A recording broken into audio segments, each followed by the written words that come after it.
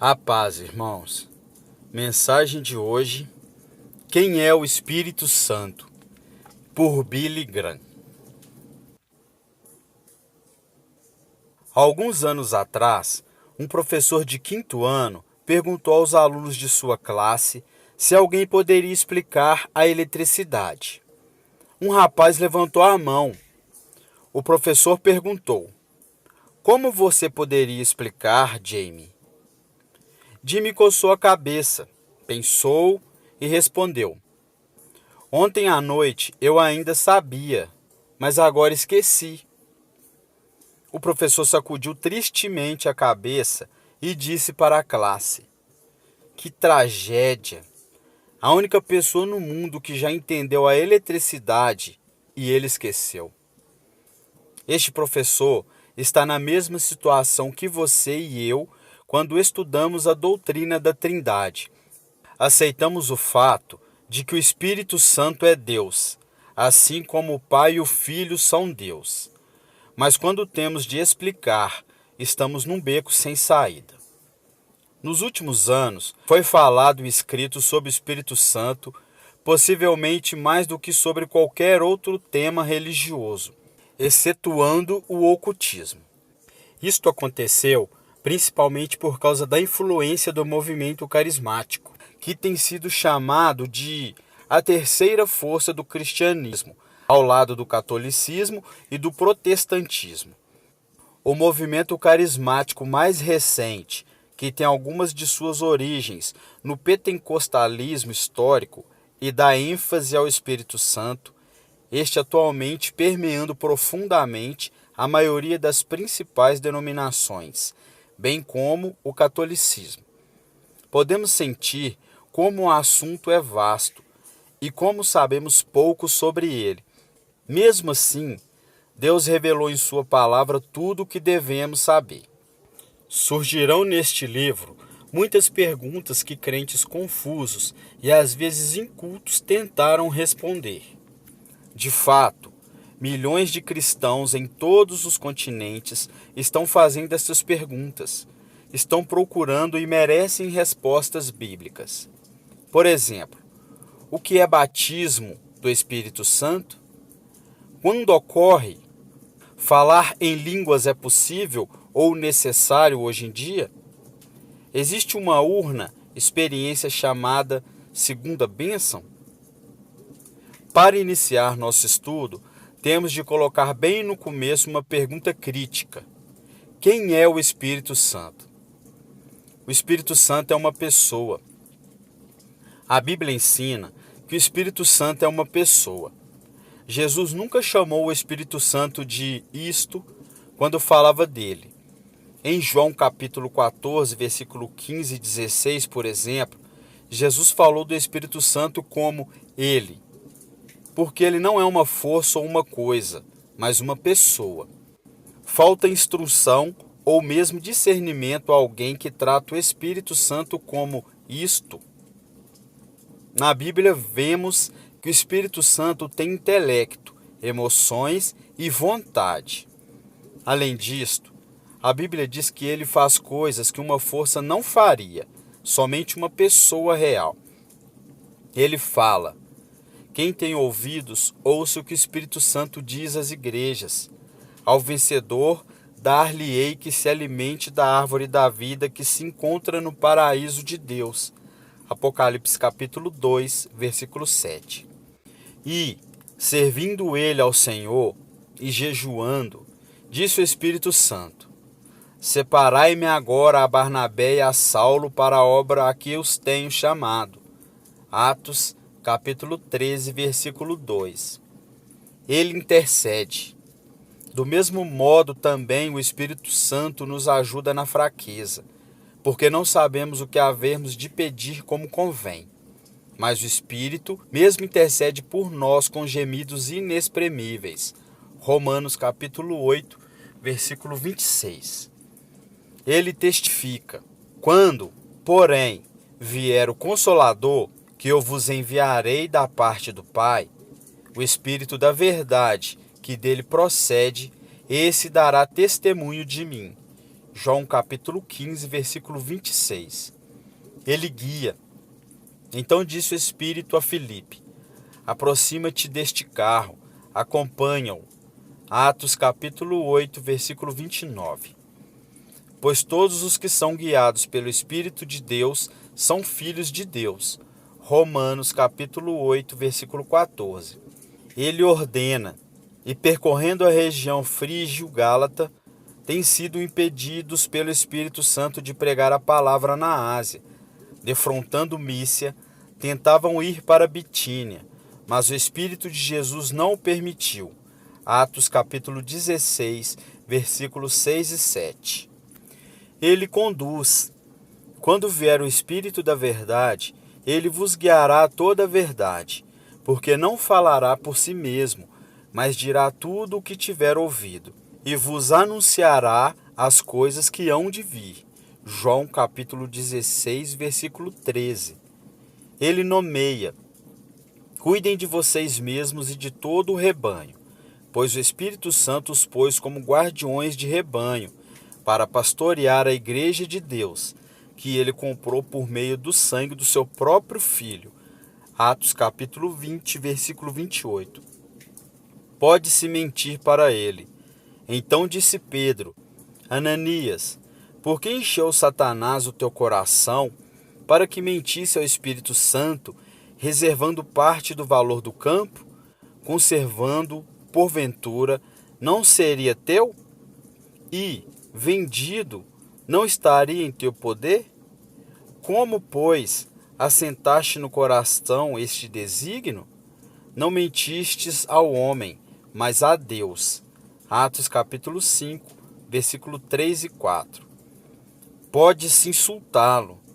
De quanto mais severo castigo julgais, vos será considerado digno aquele que calcou os pés do Filho de Deus, e profanou o sangue da aliança com o qual foi santificado, e ultrajou o Espírito da graça? Hebreus capítulo 10, versículo 29. Pode-se blasfemar contra ele.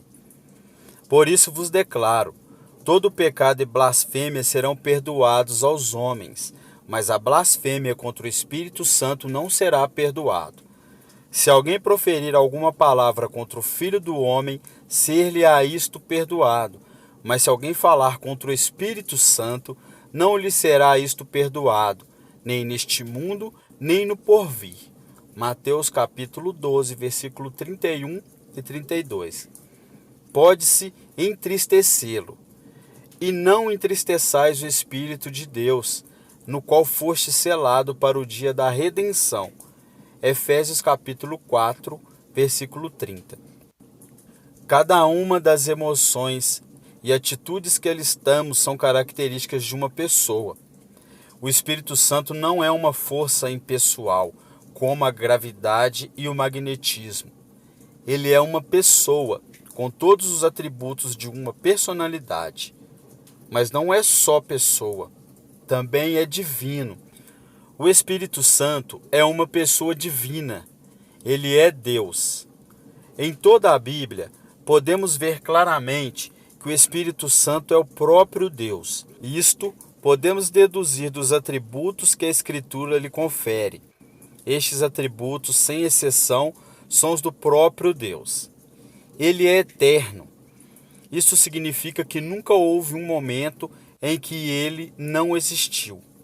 Muito mais o sangue de Cristo, que pelo Espírito eterno, a si mesmo se ofereceu sem mácula a Deus, purificará a nossa consciência de obras mortas para servirmos ao Deus vivo. Hebreus capítulo 9, versículo 14. Ele é todo-poderoso. Respondeu-lhe o anjo: descerá sobre ti o Espírito Santo, e o poder do Altíssimo te envolverá com a sua sombra. Por isso também o ente santo que há de nascer será chamado Filho de Deus. Lucas capítulo 1, versículo 35. Ele é onipresente e está em todo lugar ao mesmo tempo. Para onde me irei do teu espírito? Ou para onde fugirei da tua presença? Salmos capítulo 139, versículo 7. Ele sabe tudo, é onisciente. mas Deus nulo revelou pelo Espírito, porque o Espírito a todas dessas coisas perscruta, até mesmo as profundezas de Deus. Porque qual dos homens sabe as coisas do homem, senão o próprio Espírito que nele está? Assim também as coisas de Deus ninguém as conhece, senão o Espírito de Deus. 1 Coríntios capítulo 2, versículo 10 e 11. Ele é chamado Deus. Então disse Pedro: Ananias, por que encheu Satanás o teu coração, para que mentisses ao Espírito Santo, reservando parte do valor do campo? Conservando-o porventura, não seria teu? E vendido, não estaria em teu poder? Como, pois, assentaste no teu coração esse desígnio? Não mentistes aos homens, mas a Deus. Atos capítulo 5, versículo 3 e 4. E todos nós, com o rosto desvendado, contemplando como por espelho a glória do Senhor, somos transformados de glória em glória na sua própria imagem, como pelo Senhor o Espírito. 2 Coríntios capítulo 3, versículo 18. Ele é o Criador. A primeira referência bíblica ao Espírito Santo está em Gênesis, capítulo 1, versículo 2, onde lemos: o Espírito de Deus pairava sobre as águas. No entanto, Gênesis capítulo 1, versículo 1 diz: no princípio, criou Deus os céus e a terra. E em Colossenses capítulo 1, escrevendo à igreja de Colossos sobre o Senhor Jesus Cristo, no meio de outras grandes verdades, Paulo nos diz: nele foram criadas todas as coisas, nos céus e sobre a terra, as visíveis e as invisíveis, sejam tronos, sejam soberanias, quer principados, quer potestades. Tudo foi criado por meio dele e para ele. Ele é antes de todas as coisas. Nele tudo subsiste. É conservado em ordem e harmonia. Colossenses capítulo 1, versículo 16 e 17. Assim, Deus Pai, Deus Filho e Deus Espírito Santo estavam juntos criando o mundo. É da máxima importância para todos os cristãos compreender e aceitar estes fatos, tanto na teologia como na prática. Certa vez, eu fiz algumas dessas afirmações diante de seminaristas. Um deles perguntou: geralmente, ele é mencionado por último. Isso não implica em inferioridade? Só que em Romanos capítulo 15, versículo 20, ele não é mencionado por último. Rogo-vos, pois, irmãos, por nosso Senhor Jesus Cristo e também pelo amor do Espírito, que luteis juntamente comigo nas orações a Deus a meu favor. E em Efésios capítulo 4, versículo 4, Paulo diz: há somente um corpo e um espírito, como também fostes chamados numa só esperança da vossa vocação. Mais que isso, a colocação usual das três pessoas da Trindade no Novo Testamento tem a ver com sua sequência e função. Dizemos, por exemplo, que oramos ao Pai através do Filho, no poder do Espírito Santo. Eu já mostrei antes que, em termos de função, o Pai veio primeiro, depois o Filho se encarnou, morreu e ressuscitou. Agora, o Espírito atua nesta era do Espírito. A sequência não prejudica a igualdade, só tem a ver com função e cronologia. A Trindade. Quando comecei a estudar a Bíblia anos atrás, a doutrina da Trindade foi um dos problemas mais complexos que encontrei. Nunca cheguei a uma conclusão satisfatória, porque parte dela é mistério. Apesar de não entendê-la totalmente até hoje, aceito-a como revelação de Deus. A Bíblia me ensina que o Espírito Santo é um ser vivo, é uma das três pessoas da Trindade. Explicar e ilustrar a Trindade é uma das tarefas mais difíceis que se pode dar a um cristão. O Dr. David McKenna contou-me certa vez que Doug, seu pequeno filho, lhe perguntou: Deus Pai é Deus? Ele respondeu: sim. Jesus Cristo é Deus? Sim. O Espírito Santo é Deus? Sim. Então, como Jesus pode ser seu próprio Pai? David pensou rápido. Eles estavam naquele momento sentados em um velho Chevrolet 1958. Escute, filho, ele respondeu. Ali debaixo do capô está a bateria. Eu posso usá-la para acender as luzes, tocar a buzina e dar partida no carro. Como isto acontece é um mistério, mas acontece, concluiu. A Bíblia nos ensina a realidade da Trindade, tanto no Antigo como no Novo Testamento. Estudemos algumas passagens. Deus revela a si mesmo na Bíblia progressivamente, mas há indicações desde o começo do livro de Gênesis de que Deus existe em 3 pessoas, Pai, Filho e Espírito Santo, e que essas 3 pessoas constituem um único Deus. O cristianismo é trinitário, não unitário. Ao mesmo tempo, há um só Deus e não 3, deixando claro que o cristianismo não é politeísta. A Bíblia começa com uma afirmação majestosa. No princípio criou Deus os céus e a terra. Gênesis capítulo 1, versículo 1. Estudiosos de hebraico me disseram que na língua hebraica há 3 graus de números. Singular, 1. Dual, 2. Plural, mais de 2. A palavra traduzida por Deus em Gênesis capítulo 1, versículo 1 é plural, indicando mais de 2.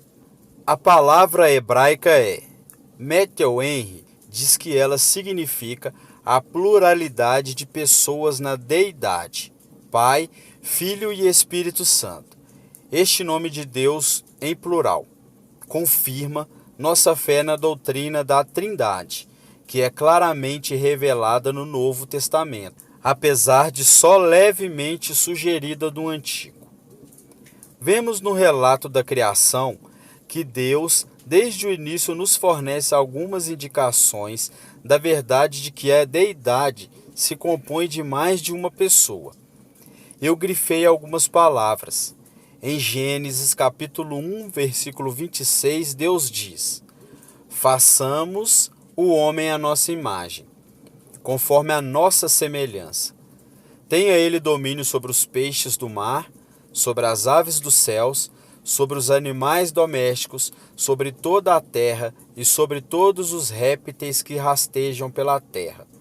Mais adiante, em Gênesis capítulo 3, versículo 22, o Senhor Deus disse: eis que o homem se tornou como um de nós, conhecedor do bem e do mal. E em Gênesis capítulo 11, versículos 6 e 7, o Senhor diz: eis que o povo é um, e todos têm a mesma linguagem. Isto é apenas o começo. Agora não haverá restrição para tudo o que intenta fazer. Vinde, desçamos e confundamos ali a sua linguagem, para que um não entenda a linguagem do outro. Quando Isaías ouviu a voz do Senhor, dizendo: a quem enviarei? E quem há de ir por nós? Ele respondeu: eis-me aqui, envia-me a mim.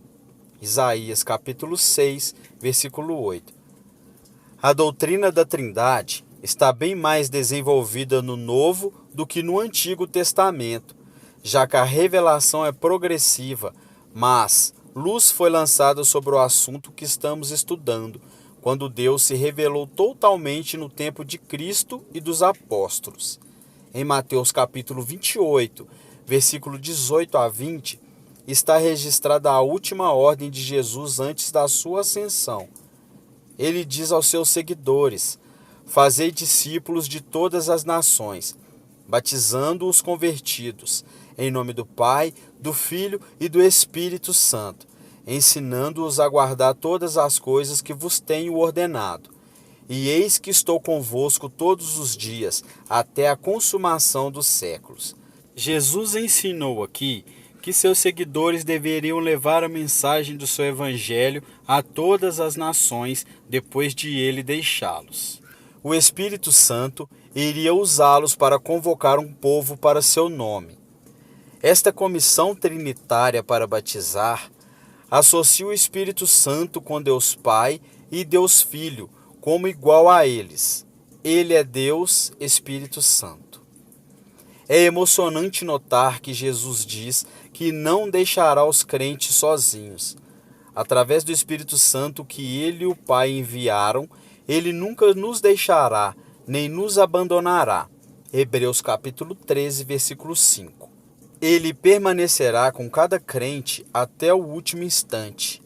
Este pensamento me tem encorajado centenas de vezes nesses dias sombrios, em que as forças satânicas estão operando em tantos lugares diferentes do mundo. Dentro desta mesma linha de pensamento, o apóstolo Paulo afirmou: a graça do Senhor Jesus Cristo e o amor de Deus e a comunhão do Espírito Santo sejam com todos vós. 2 Coríntios capítulo 13, versículo 14. Esta bênção não deixa dúvida de que o Espírito Santo é um com o Pai e um com o Filho na deidade. Não é um mais ou um mais igual a 3, é 1 vezes 1 igual a 1. O Espírito é um com o Pai e com o Filho. Se o Pai é Deus e Jesus é Deus, então o Espírito Santo também é Deus. O principal problema da doutrina da Trindade é que o cristianismo diz ser monoteísta. Rejeita o politeísmo, a crença em mais de um Deus. A resposta é que a Trindade preserva a unidade da deidade, reconhecendo ao mesmo tempo que nela há 3 pessoas, que não deixam de ser uma em essência. Deus é um, mas esta unidade não é simples, é complexa. Isto é um assunto terrivelmente difícil, muito além da capacidade de compreensão das nossas mentes limitadas. Mesmo assim, é extremamente importante declarar a posição bíblica e ficar em silêncio onde a Bíblia não diz nada. Deus Pai é plenamente Deus. Deus Filho e Deus Espírito também. A Bíblia apresenta isto como um fato, não o explica. Apesar disto, muitas explicações têm sido sugeridas, algumas parecendo ser bem lógicas, mas nenhuma consegue preservar a verdade do que a Escritura ensina. O modalismo foi uma heresia dos primeiros tempos do cristianismo. Ensinava que Deus apareceu em diferentes épocas sob 3 modos ou formas diferentes. Primeiro como Pai, mais tarde como Filho e por último como Filho. Os que defendiam este ponto de vista pensavam que ele preservava a unidade do monoteísmo. Mas significava também que quando Jesus orava, ele tinha de falar consigo mesmo. Além disto, um texto como o de Atos 2, que diz que o Pai e o Filho enviaram o Espírito Santo, faz pouco sentido no modalismo. Acima de tudo, esta posição viola a mais clara apresentação da Trindade em unidade, expressada na grande comissão de Jesus, registrada por Mateus. Jesus disse claramente que seus discípulos deveriam batizar os convertidos em nome do Pai, do Filho e do Espírito Santo. A construção da frase no grego deixa claro que Jesus está se referindo a 3 pessoas diferentes. Ele ensinou, sem margem de dúvida, a doutrina da Trindade. Vimos até aqui que o Espírito Santo é uma pessoa, é Deus e faz parte da Trindade. Quem não reconhecer isto não terá sua alegria e poder. De fato, uma compreensão deficiente de qualquer pessoa da Trindade trará a mesma consequência, porque Deus é importante em todos os sentidos. Mas isto vale especialmente para o Espírito Santo, porque apesar de o Pai ser a fonte de todas as bênçãos e o Filho o canal de todas as bênçãos, é pela ação do Espírito Santo em nós que toda a verdade se torna viva e operante em nossas vidas. Para resumir tudo isso, a afirmação mais importante que eu posso fazer é esta: não há nada que o Pai seja e o Espírito Santo não seja. O Espírito Santo tem todos os aspectos essenciais da deidade. Podemos dizer dele a mesma coisa que o antigo credo niceno disse a Jesus Cristo. Ele é verdadeiro Deus, de verdadeiro Deus. Assim, nós dobramos os joelhos diante dele. Nós o adoramos e o tratamos em tudo, como a Escritura exige que tratemos o Deus Todo-Poderoso. Quem é o Espírito Santo? Ele é Deus.